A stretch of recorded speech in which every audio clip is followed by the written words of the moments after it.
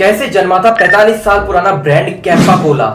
Campa Cola के फर्श से अर्श पर आने की पूरी कहानी। दोस्तों 50 साल पुराना सॉफ्ट ड्रिंक कैंपा कोला अब फिर से चर्चा में है। वजह है 70 के दशक में पूरे भारतीय सॉफ्ट ड्रिंक बाजार पर राज करने वाले कैंपा कोला की फिर से वापसी। दोस्तों 2022 में रिलायंस इंडस्ट्रीज ने कैंपा कोला को प्योर ड्रिंक ग्रुप से कथित तौर पर 22 करोड़ रुपए में खरीदा था। कैंपा कोला 1970 और 1980 के दशक में भारतीय सॉफ्ट ड्रिंक बाजार में लीडर हुआ करता था। उसके बाद 1991 में पीवी नरसिम्हा राव की जब गवर्नमेंट थी तब कुछ उदारीकरण नीति लाई गई, जिसके तहत जो है विदेशी कंपनियां जैसे पेप्सी और कोका कोला की भारतीय बाजार में एंट्री होने लगी थी। धीरे धीरे इन विदेशी कंपनियों की धाक भारतीय मार्केट में जमने लगी और कैंपा कोला को होना पड़ा भारतीय मार्केट से बाहर। तो दोस्तों आइए नजर डालते हैं कैंपा कोला के भारतीय सॉफ्ट ड्रिंक बाजार में आने की दास्तां, उसकी पूरी कहानी, उसका पूरा अस्तित्व और फिर से उसके फर्श से अर्श पर आने की कहानी। तो चलिए करते हैं वीडियो की शुरुआत, लेकिन चैनल को सब्सक्राइब करना ना भूलिएगा।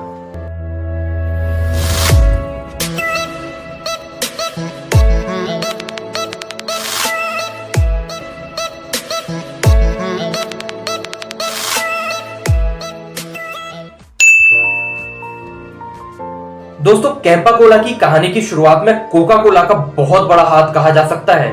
दोस्तों इस कहानी की शुरुआत होती है साल 1949 से, जब कोका कोला ने भारतीय मार्केट में पहली बार एंट्री की थी। कोका कोला ने भारत के Mumbai based pure drinks groups के साथ मिलकर भारतीय बाजार में प्रोडक्ट उतारे थे। प्योर ड्रिंक्स ग्रुप भारत में कोका कोला का बॉटलिंग प्लांट चलाता था। अमीरों से होते हुए धीरे धीरे कोका कोला का चस्का आम लोगों की जुबान पर भी चढ़ गया। साल 1958 में कोका कोला एक्सपोर्ट कॉर्पोरेशन यानी कि CCEC नाम से एक एंटिटी बनाई गई। 1971 आते आते कोका कोला की पैठ भारतीय बाजार में काफी मजबूत हो चुकी थी। प्योर ड्रिंक्स ग्रुप 1970 के दशक तक कोका कोला का एकमात्र निर्माता और वितरक था। लेकिन दोस्तों कोल्ड ड्रिंक बनाने के लिए जो कंसंट्रेशन इस्तेमाल किया जाता है ना, वो कोका कोला के एक प्लांट जो कि अमेरिका में स्थित था वहीं से आता था। तो प्योर ड्रिंक्स ग्रुप और कैंपा बेवरेजेस प्राइवेट लिमिटेड ने लगभग 20 वर्षों तक पूरे भारतीय सॉफ्ट ड्रिंक इंडस्ट्री पर अपना दबदबा बनाए रखा था।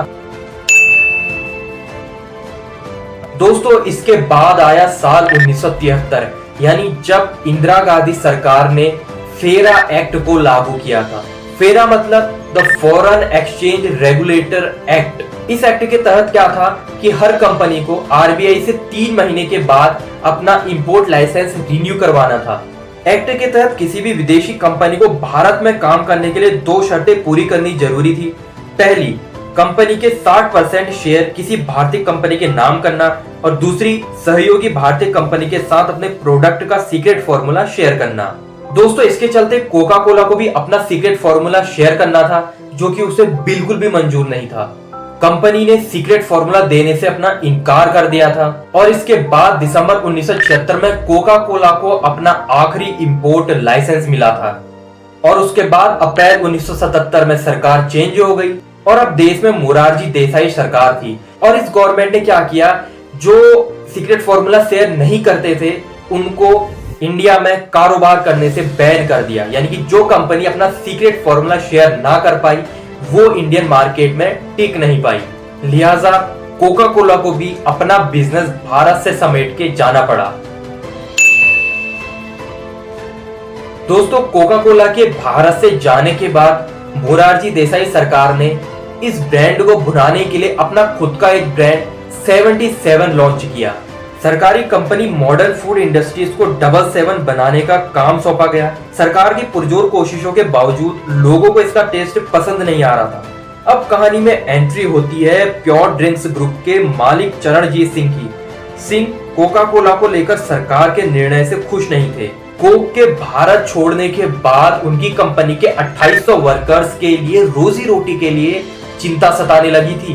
ऐसे में उन्होंने खुद की सॉफ्ट ड्रिंक लॉन्च करने का फैसला किया। इसके बाद द प्योर ड्रिंक्स ग्रुप ने 1977 में एक ब्रांड कैंपा कोला को लॉन्च किया। दोस्तों इस ब्रांड का नारा था the great Indian taste. Campa Cola लोगों को काफी ज्यादा पसंद आने लगा था। इसका मुकाबला उस टाइम के जाने माने ब्रांड थम्स अप से था, लेकिन यह कैंपा कोला भी थम्स अप पर काफी ज्यादा हावी होने लग गया था। साल 1983 आते आते मार्केट से मोरारजी देसाई सरकार का 777 गायब होने लगा। अब कैंपा कोला का भारतीय सॉफ्ट ड्रिंक बाजार में लगभग एक छत्र राज कायम होने लगा, जो साल 1992 तक बरकरार रहा। कैंपा कोला के मुंबई के वर्ली और दिल्ली में बड़े बॉटलिंग प्लांट थे। दोस्तों, कैंपा कोला के बुरे दिन तब शुरू हुए जब उदारीकरण के बाद 1991 में पीवी नरसिम्हा राव सरकार ने भारतीय बाजार के दरवाजे दुनिया के लिए खोल दिए थे। उसके बाद 1992 में कोका कोला ने भारतीय बाजार में फिर से कदम रखा। इससे पहले पेप्सी को 1989 में पहले ही भारतीय बाजार में कदम रख चुका था। इसके बाद धीरे धीरे इन विदेशी कंपनियों ने कैंपा के मार्केट को खाना शुरू कर दिया।